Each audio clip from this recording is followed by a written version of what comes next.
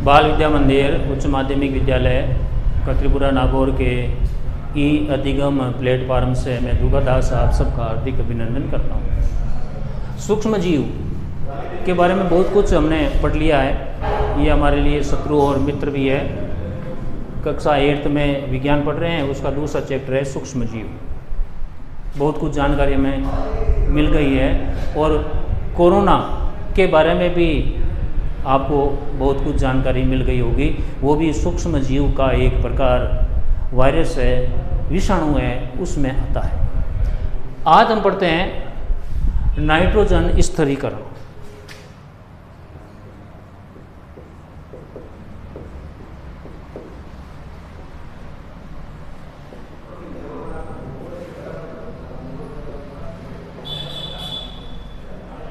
Nitrogen स्थिरीकरण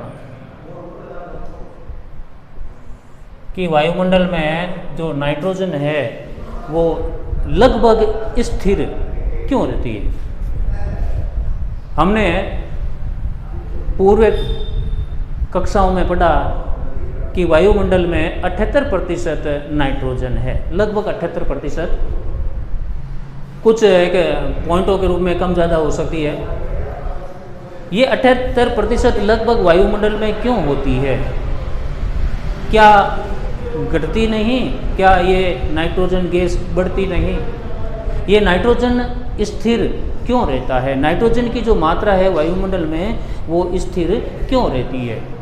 nitrogen का उपयोग पौधे भी करते हैं, लेकिन सीधे रूप से नहीं कर सकते। अप्रत्यक्ष रूप से पौधे और जंतु नाइट्रोजन गैस का उपयोग करते हैं। सजीव श्वसन क्रिया में ऑक्सीजन लेते हैं, ग्रहण करते हैं और कार्बन डाइऑक्साइड बाहर निकालते हैं, लेकिन नाइट्रोजन को हम सीधे ग्रहण नहीं कर सकते। किस तरह हम नाइट्रोजन को ग्रहण करते हैं वो मैं यहाँ बताऊंगा। तो पहले ये समझ लीजिए कि नाइट्रोजन स्थिरीकरण क्या है। वायुमंडल में नाइट्रोजन गैस की मात्रा लगभग स्थिर रहती है, उसको नाइट्रोजन स्थिरीकरण कहते हैं। अब यहाँ पर किस तरह पौधे नाइट्रोजन गैस लेते हैं और किस तरह जंतु नाइट्रोजन गैस लेते हैं वो मैं बताता हूँ। तो पौधों की जो जड़ें होती है उस जड़ों में राइजोबियम जीवाणु होता है। राइजोबियम जीवाणु पौधों की जड़ों में पाया जाता है। ये राइजोबियम जीवाणु नाइट्रोजन स्थिरीकरण में सहायक होते हैं।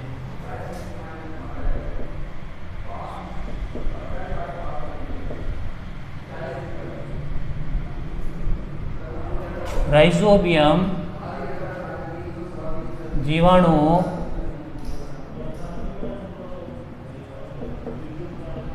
पौधों की जड़ों में पाया जाता है।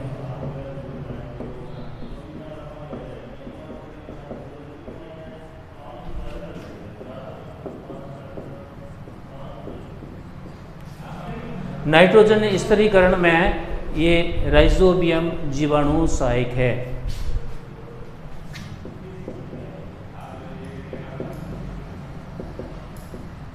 राइजोबियम जीवाणु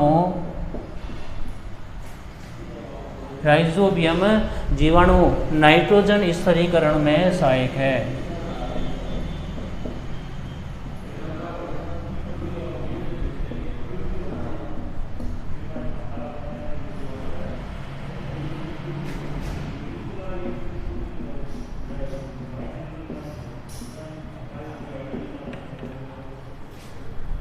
नाइट्रोजन गैस को ये स्थिर वायुमंडल में इसका प्रतिशत स्थिर रखता है। त्वरित विद्युत द्वारा भी नाइट्रोजन का स्थिरीकरण होता है।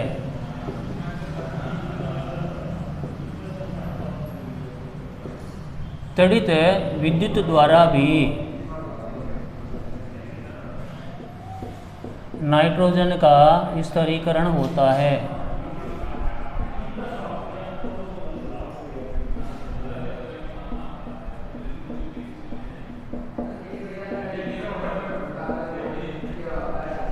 त्वरित विद्युत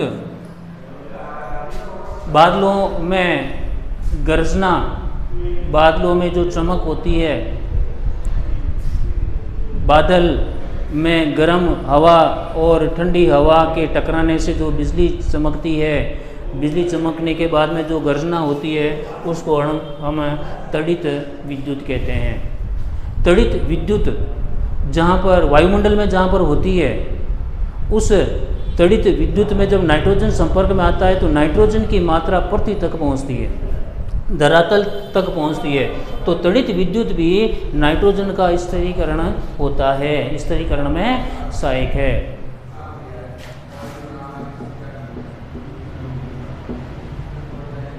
नाइट्रोजन की मात्रा 78%, 78% वायुमंडल में स्थिर रहती है। वायुमंडल में लगभग स्थिर रहती है।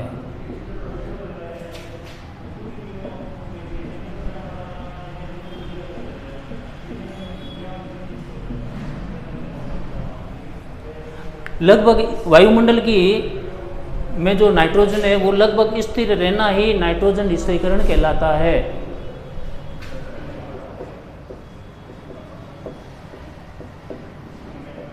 नाइट्रोजन चक्र,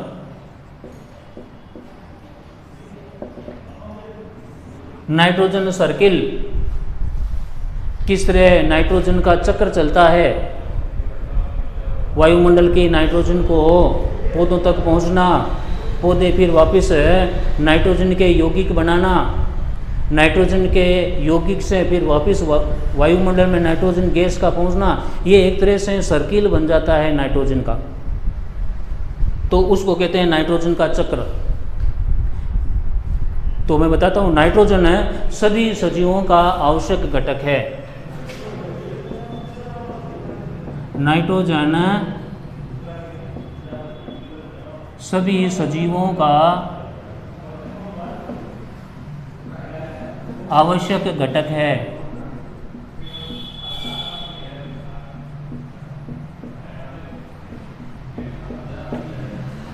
ये सभी सजीवों के लिए आवश्यक है, लेकिन हम इसको सीधे उपयोग नहीं कर सकते।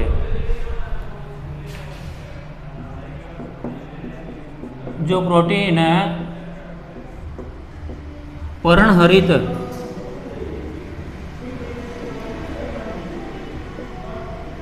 विटामिन,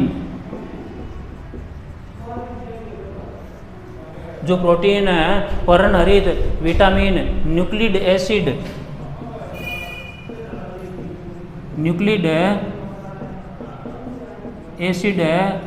में पाया जाता है,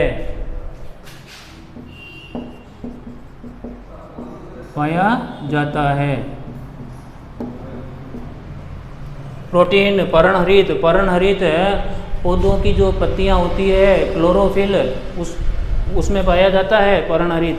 विटामिन, न्यूक्लिक एसिड और प्रोटीन, इनमें नाइट्रोजन का घटक उपस्थित है। पौधे और जंतु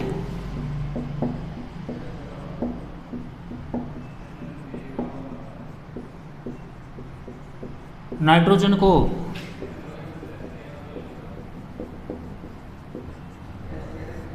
सीधे उपयोग में नहीं ले सकते।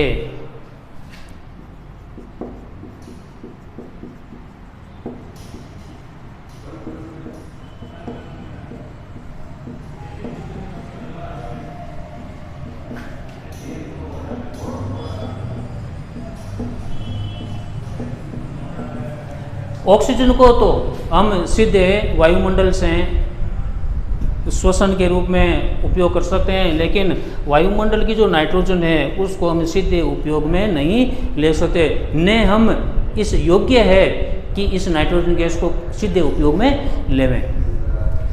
तो जीवाणु और जो शैवाल होते हैं ना, नाइट्रोजन जो वायुमंडल में उपस्थित है उसका स्थिरीकरण करके नाइट्रोजन यौगिक में बदल देते हैं।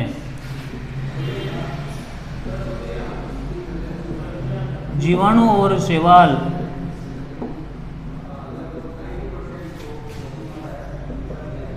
वायुमंडलीय नाइट्रोजन को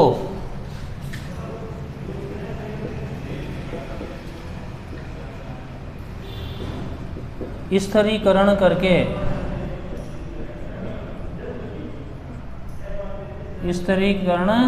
करके नाइट्रोजन यौगिक में बदल देते हैं।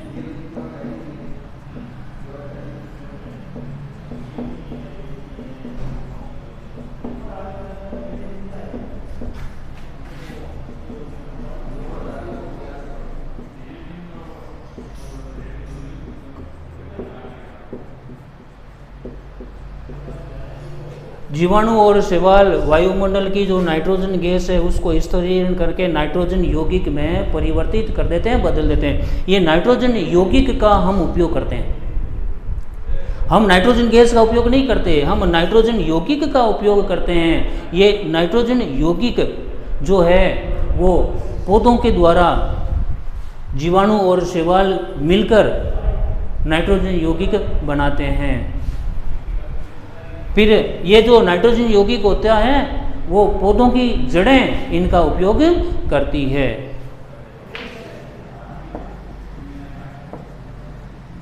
पौधे इन यौगिकों को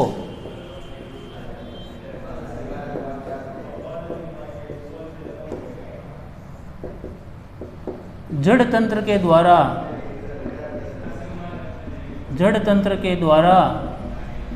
उपयोग लेते हैं। जड़ तंत्र जो जड़ें होती है जड़ तंत्र के द्वारा उपयोग करते हैं।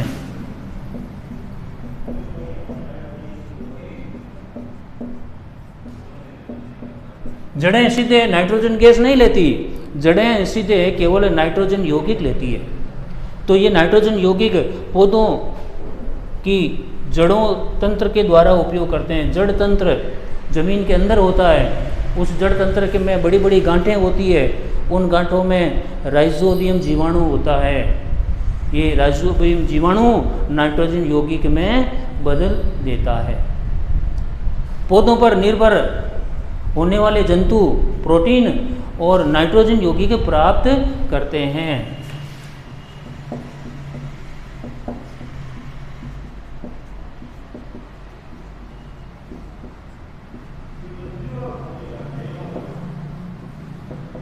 पौधों पर निर्भर रहने वाले जंतु, पौधों पर जो जंतु निर्भर है वो प्रोटीन और नाइट्रोजन यौगिक प्राप्त करते हैं।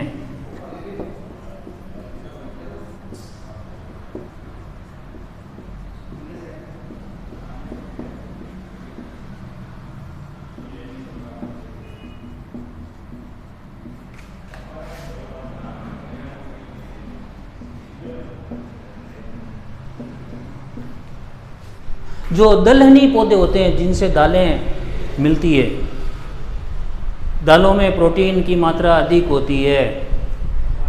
दालों वाली जो फसलें होती है उनमें नाइट्रोजन यौगिक अधिक मात्रा में पाया जाता है। तो जंतु जो पौधों पर निर्भर है और पौधे क्या करते हैं, जड़ तंत्र के द्वारा यौगिक ग्रहण करते हैं, और पौधों पर जो जंतु निर्भर है वो प्रोटीन और नाइट्रोजन प्राप्त कर लेते हैं। जो जंतु पौधों पर निर्भर है, पौधों के द्वारा उन जंतुओं को नाइट्रोजन और प्रोटीन, नाइट्रोजन यौगिक और प्रोटीन मिल जाता है। कुछ जीवाणु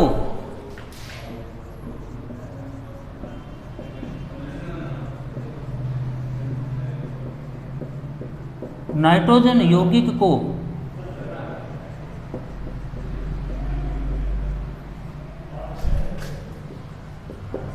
नाइट्रोजन गैस में बदल देते हैं।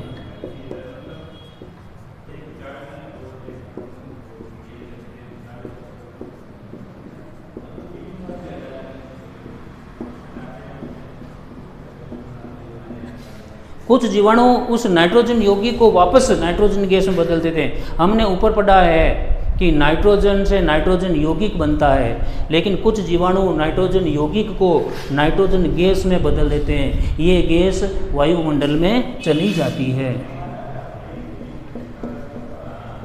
यह गैस वायुमंडल में चली जाती है।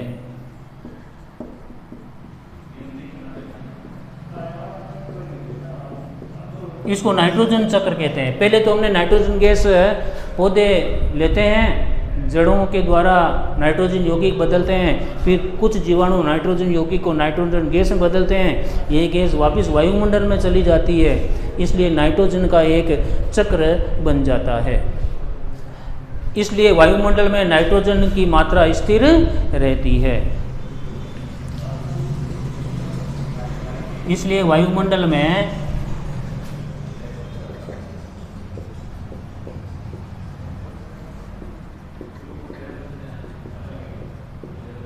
नाइट्रोजन की मात्रा स्थिर रहती है।